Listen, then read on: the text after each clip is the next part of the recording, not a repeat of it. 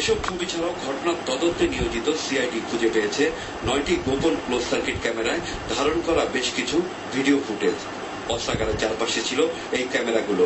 এইসব ছবি দেখে চিহ্নিত করা হচ্ছে ঘটনার সাথে জড়িত বিডিআর জওয়ানদের। এটি 7 নম্বর ক্যামেরার ছবি। দরবার হলে অফিসারদের জিম্মি করার পরপরই অস্ত্র লুট করতে জওয়ানরা ছুটে আসে এই অস্ত্রাগারে। তখন সকাল 9:19। জওয়ানরা দল বেঁধে ঢুকছে ভবনের ভেতরে। দখল নিয়ে অস্ত্র হাতে আবার বেরিয়ে আসে। আতঙ্ক ছড়াতে ফাঁকা গুলি ছুটতে থাকে। সবচেয়ে বেশি গোলাবারুদ ছিল এখানে। 9 নম্বর ক্যামেরাটি ছিল এর প্রবেশপথই। দায়িত্বরত জওয়ানকে বারবার দেখা যাচ্ছে মোবাইল ফোনে কথা বলতে। 11:30টার দিকে একটি পিকআপ এসে তুলে নেয় বিপুল গোলাবারুদ। এর কিছুক্ষণ পরই আসে আরেকটি ট্রাক। তোলা হয় আরো গোলাবারুদ। তারপর ভেঙে দেওয়া হয় ক্যামেরাটি। সকাল 9:20 দিকে এক বেসামরিক ব্যক্তিকে অস্ত্রাগারের প্রধান ভবনে ঢুকতে দেখা যাচ্ছে। 5 নম্বর ক্যামেরার ছবি এটি।